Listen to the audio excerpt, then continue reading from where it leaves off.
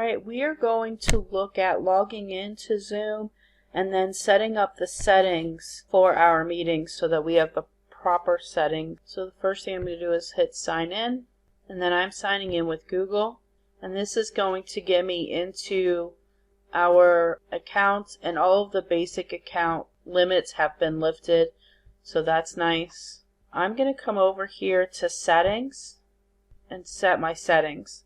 Now, as of today, there are a few settings for educational accounts that are now defaulted to being on, such as waiting rooms. But we're going to look and we're going to make sure those things are actually enabled. So start meeting with host video on. That's a good one to have. Being able to see your participants when they come in, that can be on. That I'd also consider to be a safety setting, so that if, even though everything you're doing still gets someone to come into your meeting that wasn't, this will make it so that you have to see their face when they come in, and you'll know if that's not one of your students and you'll be able to kick them out. So I would have participant video on as well. We do not want people to be able to join this before the teacher joins, before the host joins. So make sure this stays off. Do not turn this one on. This is one of the default ones that have been turned on. Require a password when scheduling a meeting. By using a password, only those people that you've given the password to will be able to join the meeting. So you want to use this password to make sure that you're not allowing other people in. Again, this is for scheduled meetings. This one is for impromptu meetings. You want them both turned on. Use the password. Take the time to create a password. Embed the password in the link so that they don't have to type the password in. I have a feeling that this is definitely more convenient, but if you were to turn this one off and require them to type the password in, it may take an extra step, but especially with high schoolers, they should be able to handle that. If you have smaller kids and you're trying to make it easier, I can see that too, but it would elevate your security by turning that off and requiring them to type in the password. Requiring a password for anyone joining by phone. Unless you know someone's joining by phone, I wouldn't even make that an option, but I would turn that on too so that they have some numeric version of a password that they have to enter. Mute participants when entering. It's etiquette on virtual conferences to mute your screen when you're not the one talking. So if you're not the host, you shouldn't come in with your mic on anyways. So I think it's good etiquette to just set it from there that they come in on mute, and then if they need to be unmuted, participants can unmute themselves. Receiving notifications, that's personal preference. This chat is the chat that everyone will be able to see. This is not private chat. This is visible for all participants. So if you're going to have them muted and you want them to be able to chat in the group chat, then you would leave this on. If you want chat turned off as well, that's up to you. Prevent participants from saving chat. That might be a good one to have on. I might turn that one on, but allow them to have chat but not be able to save. That also is personal preference. Private chat. Allow participants to send private chats. I found this useful in professional meetings if I have a question just for one person to be able to do it. But from student to student, I think it would be best practice to probably have that turned off. It'll mitigate some of your distractions. Auto save chat is off. If you want it to save for you, then you'll need to turn that on. Play a sound when participants are joining or leaving. This one I think is nice, especially if you want to know when someone is coming into your chat and when leaving your chat. I would turn that on.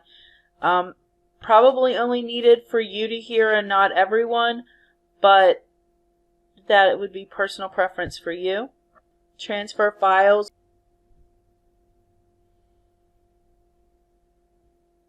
This is an interesting feature, display end of meeting experience feedback.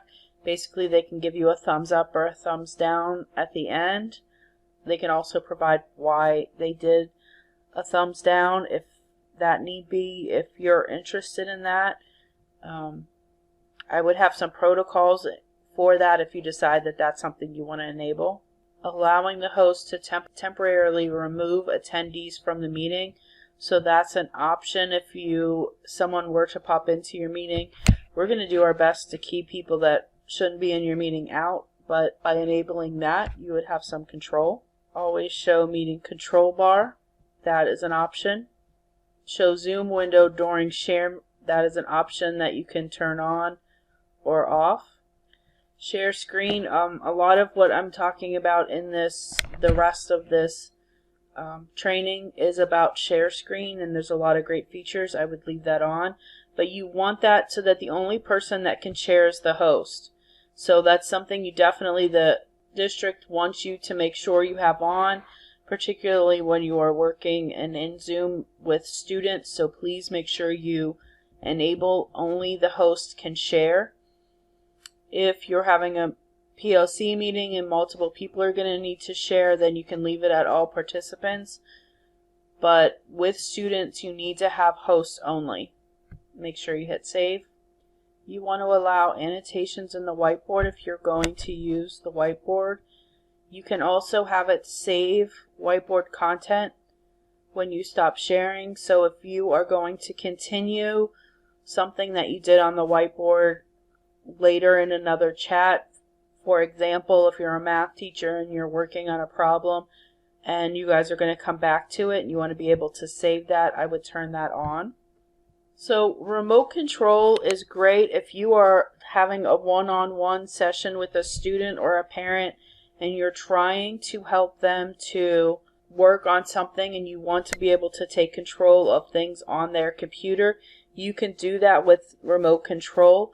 So during screen sharing, the person who is sharing can allow others to control and share content. I would only use this remote control if it's a very controlled atmosphere and you are trying to help someone do something on their computer. I wouldn't have this in a group setting with students or teachers, so remote control can be off unless you are in one of those unique situations. Nonverbal feedback is great if you're going to have students muted and you want them to be able to raise their hand or click on an icon to participate. Allow removed participants to rejoin. If you remove them, this would allow them to come back in. It's default off. So in a meeting, you have some options.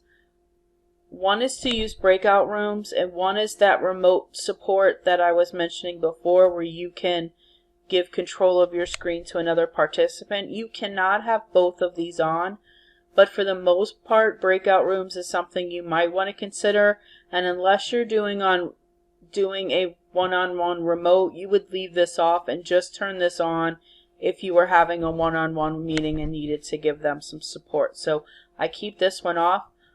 I am going to give you some tutorial on breakout rooms in just a minute in this slideshow. So this is where you would come to turn those breakout rooms on. Allow the host to assign participant. This gives the teacher control over putting students into the rooms.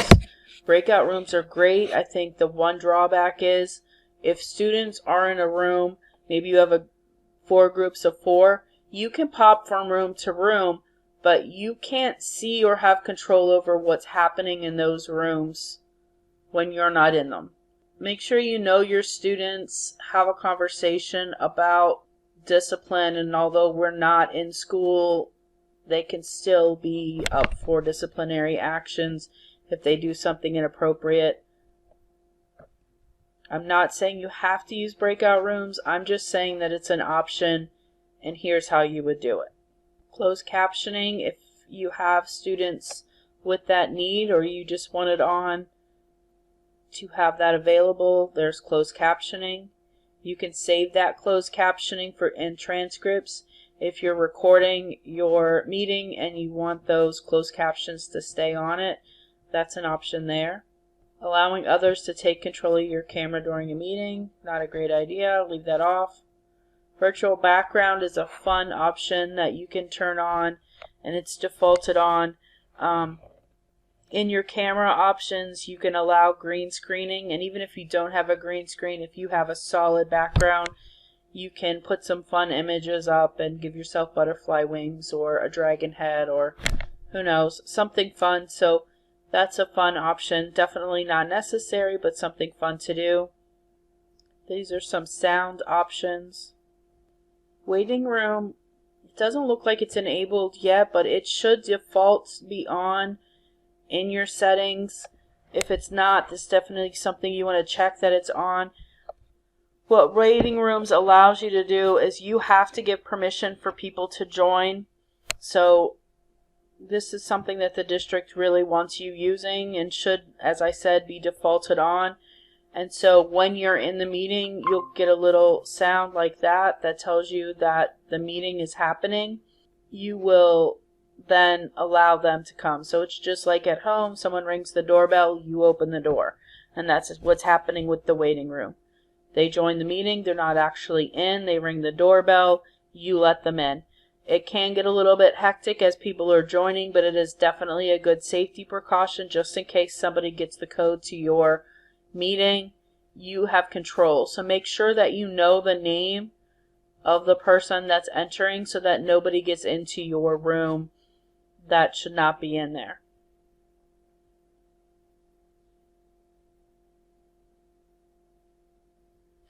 We do not want anyone bypassing the Zoom application process, so leave that off. Email notifications when attendees join a meeting, when a meeting is canceled, I have those on.